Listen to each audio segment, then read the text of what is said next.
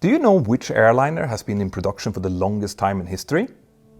Now, most people would likely guess the Boeing 737, but what about the Douglas DC9? It turns out that not only did the DC9 precede the 737, it actually also led directly to its creation. And if we add all of the different versions that were later created, including a bit of a twist at the end, I guarantee that you'll be surprised. Stay tuned.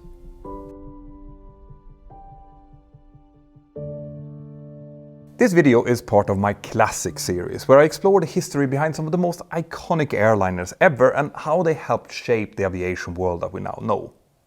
Today I will be covering the Mad Dog, the DC9, and even though it might not seem as important as the de Havilland Comet or the Boeing 707, this aircraft actually played a key part in one of the most important chapters of the jet age, making jets a practical option for short to medium haul and even regional flights.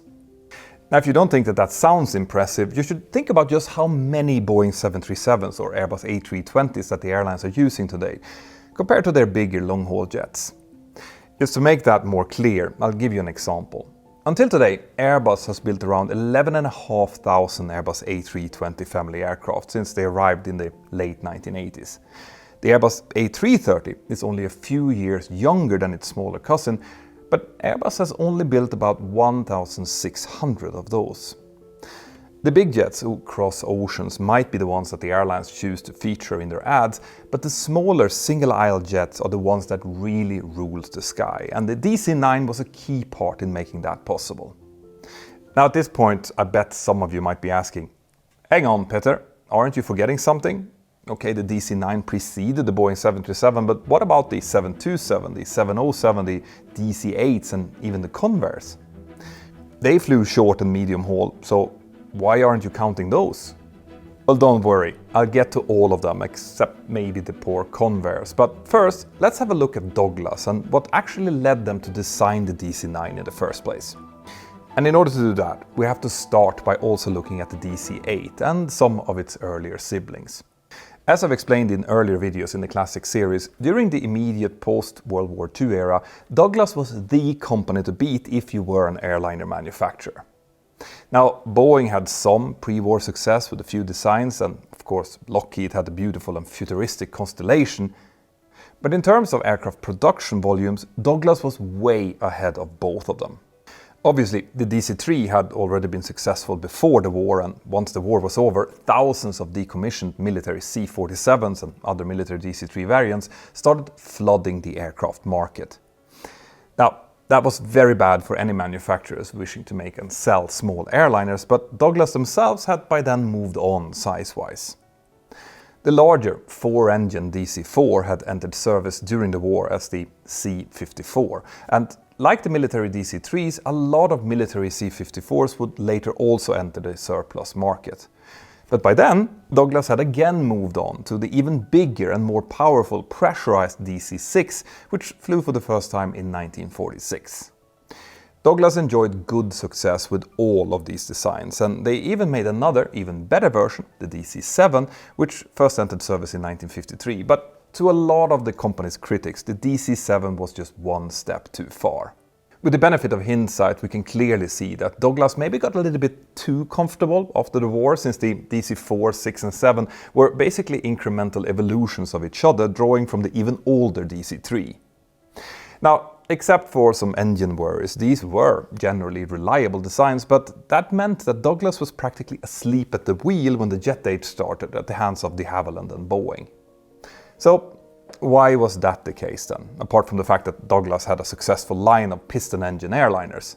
Well, the simple answer is that, like a lot of others in the industry during the late 1940s and early 50s, Douglas simply didn't believe that jet engines were technologically ready to be used in an airliner role. And this was an opinion that they also shared with most of the airlines at the time. Sure, the de Havilland Comet had already flown in 1949 and entered service about 3 years later, but even then, a lot of people believed that it just couldn't be profitable. And that was an assumption that was actually probably correct with the early Comet 1, because it had less advanced engines and also carried a lot fewer passengers. The fact was that even some of the newest, fastest piston engine airliners like the Boeing 377 were struggling to make a profit at that time, and early jet aircraft were real fuel guzzlers, which seemed to make them economically useless outside of the military. Now, in my previous video about the Boeing 707, I explained that Boeing got their experience with jet aircraft from its B-47 and B-52 bombers, and Boeing also knew that the US Air Force would eventually want a large jet for their air refueling role. That military requirement was actually what motivated Boeing to build the 367-80 demonstrator, which would eventually evolve into both the 707 and the military KC-135. But here it would be reasonable to ask, didn't Douglas also know about this? I mean, the fact that the military wanted a jet tanker couldn't have been much of a secret. And yes, Douglas did know this, but they had assumed that the Air Force would award 2 contracts to 2 different manufacturers, which was common practice for military contracts at the time. It just turned out that they were completely wrong. Just 2 months after the Air Force requirement was published, Boeing's -80 demonstrator completed its first flight, and just 2 months later after that, the Air Force simply awarded Boeing the contract. The rest, as they say, is history. Douglas had been working on a jet project before this, but at a very slow pace. Realizing that they would now have to play catch-up caused them to launch the DC-8, which would end up entering service only about a year after the 707. Now that might sound pretty close today, but back then it was actually a long time. Sales of the DC-8 weren't bad. 556 of them were made between 1958 and 1972, but by contrast, Boeing made over 1,000 707s, plus around 800 KC-135s and other variants. So getting complacent and misreading the jet age really ended up hurting Douglas, who, as I mentioned before, was the main manufacturer of airliners. And because of this miscalculation, Boeing stole that role pretty much overnight. So how would Douglas respond to this?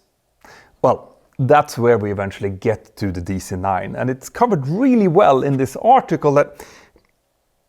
Oh, this is so annoying. I found a great article that I wanted to show you about this, but it's been geo-restricted here in Andorra. This actually happens quite often when we're researching, but luckily we now have today's sponsor, NordVPN, to help us out. With Nord, you can virtually move to almost any location at the click of a button, which helps bypass these pesky geo-restrictions as well as give you access to your favorite online content. But Nord is also so much more than a VPN, and with the busy summer travel season now in full swing, I think that it's actually an essential tool to have. Just think of all of those times that you log into those free, unknown Wi-Fis in restaurants, hotels and airports when you're on the go. Well, when you do, Nord will help encrypt your connection to keep you safe and secure, as well as provide you with a whole host of cybersecurity tools which might come in really handy. So if you want to try them out, then just use the link here below, which is nordvpn.com/mentor now. That will give you 4 free months when you sign up for the 2-year plan. And remember that it's completely risk-free, since Nord always gives you a 30-day money-back guarantee if you're not completely satisfied. Thank you, Nord. Now let's continue. Yes. Now, the general skepticism about the prospects of passenger jets back in the 1940s and 50s hit the shorter range designs a bit later. Even when jets proved themselves in the long-haul market, a lot of people thought that initially at least, smaller piston engine aircraft would continue to handle everything else, including regional short and medium haul. And there might actually also be some turboprops that would come into a corner, but initially definitely no jets. Now, obviously, everyone understood that there would come a time when aircraft and engines would become efficient enough to change that, and the airlines actually had a bit of leeway there because of the way that the industry worked before the deregulation. In that environment where there was no real competition to speak of, the ticket prices could gradually get higher, enough to secure a profit margin for the airlines even if they wanted to try something less profitable, like a smaller jet, for example.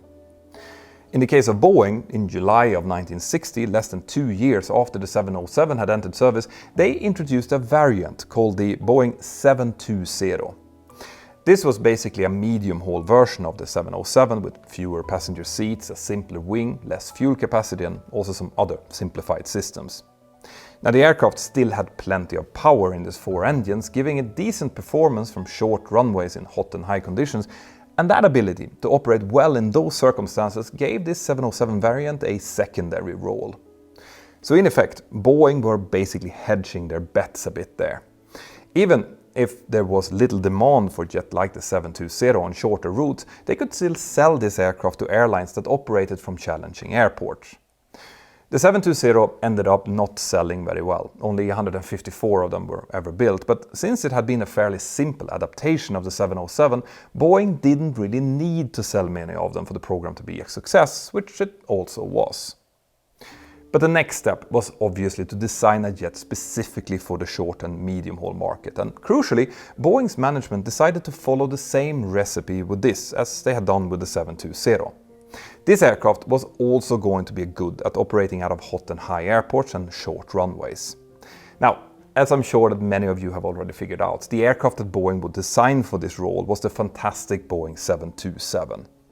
This aircraft used the same 3+3 cabin layout as the 707 had, and it also had the same 3-person cockpit with 2 pilots and the flight engineer.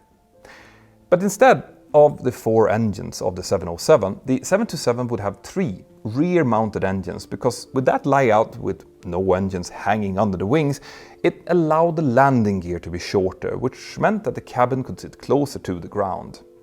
This, in turn, made it easier for ground crews to load and unload baggage, and it also allowed built-in air stairs, making it perfect for airlines operating from small airports with little ground handling infrastructure. So that was Boeing's model for bringing jets into the short and medium haul roles, and the 727 entered service in 1963. But what about Douglas then?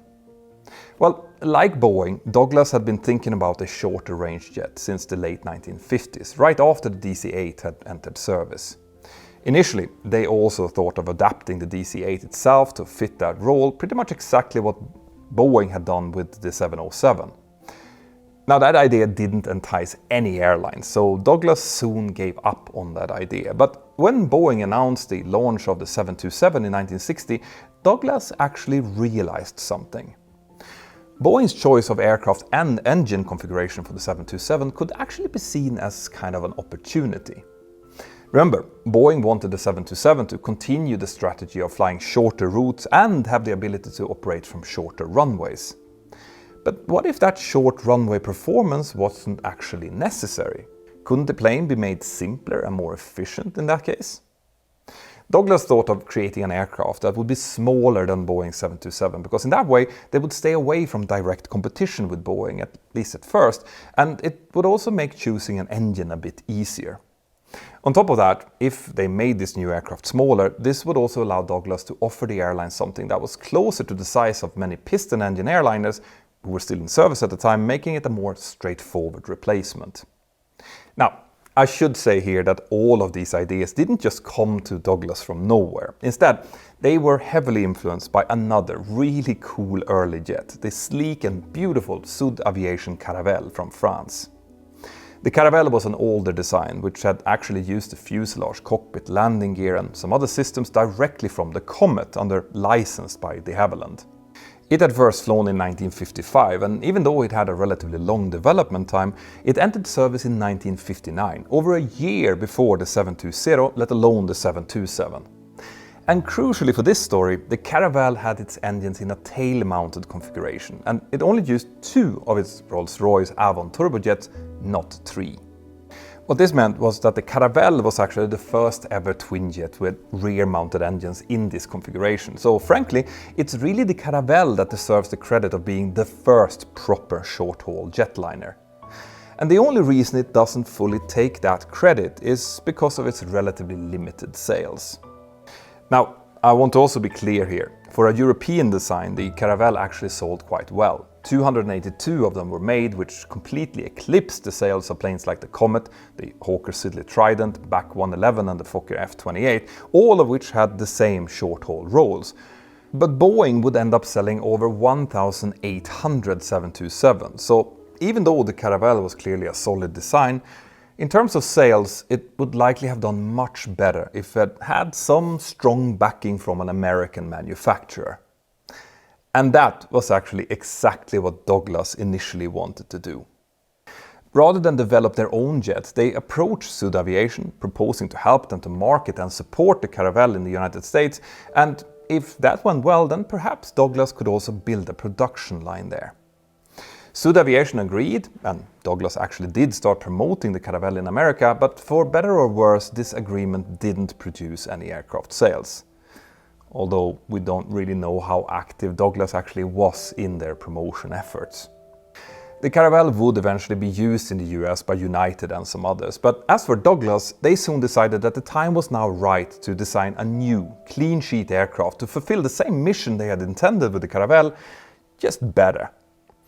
By 1962, when the contract with Sud Aviation expired, Pratt & Whitney were busy working on the JT8 Delta, a low-bypass turbofan which Boeing were going to use in their 727.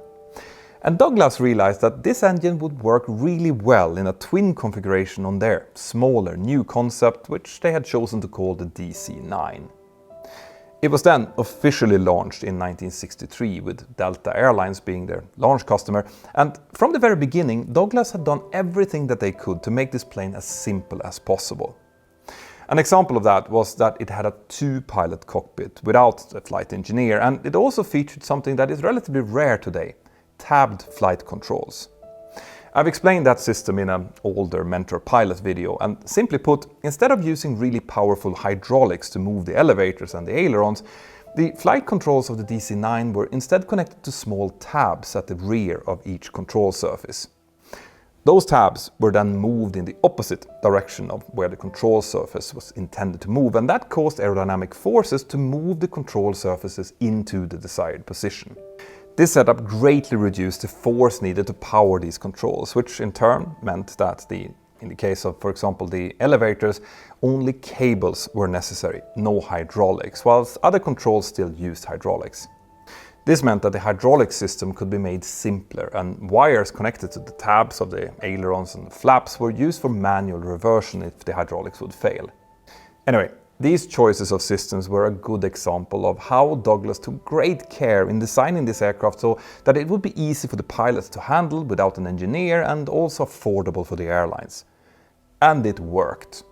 The DC-9's immediate success surprised Boeing, who had been planning on making something smaller than the 727 eventually, but hadn't prioritized it very high, which obviously changed quickly when more and more airlines started announcing DC-9 orders. The first DC-9 flew less than 2 years after its launch, and it was certified and entered service a few months after that in December of 1965. Now, Boeing launched the 737 in 1964 as a direct response to the DC-9, and like they did with the 727, they had to use existing features and structures from previous models to keep the development pace as fast as possible.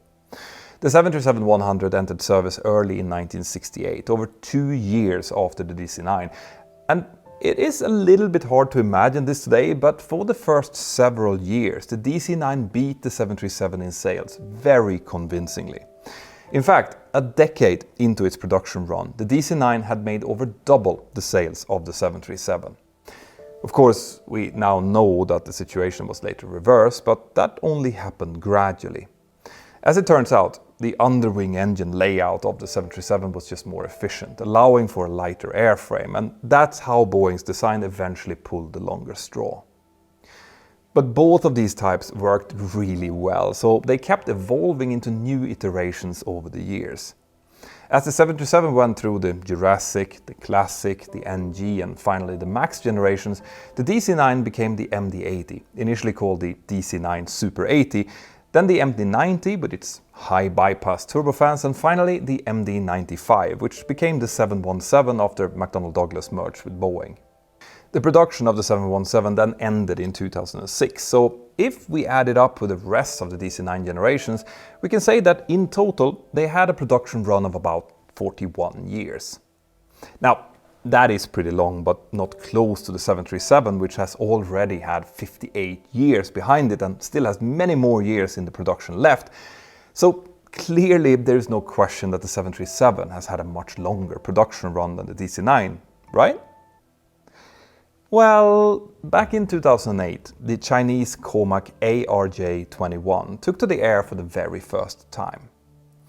Organizing its production and certification had taken many years, but nearly 140 of them have now been made, and that's actually more than the production of the MD-90, if we don't count the 717. Now, Comac makes the ARJ21 in the same facility in Shanghai where Boeing assembled various versions of the MD-80 and the MD-90. And it is believed that quite a lot of the tooling used for those planes have now evolved into the use of this Comac version. Now, there are some differences between this Chinese aircraft and the DC9 family. The Comac has General Electric CF34 engines, which weren't fitted to any member of the extended DC9 family, and it also has a new wing designed by Antonov, but they do look suspiciously similar, don't they? So, if we do include that aircraft into the DC9 family, well, then maybe it can still give the 737 a run for its money. Today, various MD-80s and MD-90s remain in service, and some DC-9s are actually also still around, mostly used as freighters. But there is at least one that is still being used for passengers in California, if you can call parachutists who jump out of the rear doors passengers, of course. What do you think about the Douglas DC-9? Have you ever flown in one as a passenger or crew, or maybe even jumped out of one? Let me know in the comments below, and when you're down there, leave a like and maybe even subscribe to the channel if you like what we're doing. And if you do, then consider maybe buying some merch, sending a super thanks, or even joining my fantastic Patreon crew. Have an absolutely fantastic day wherever you are, and I'll see you next time. Bye-bye. Only control cables were... Men vad fan!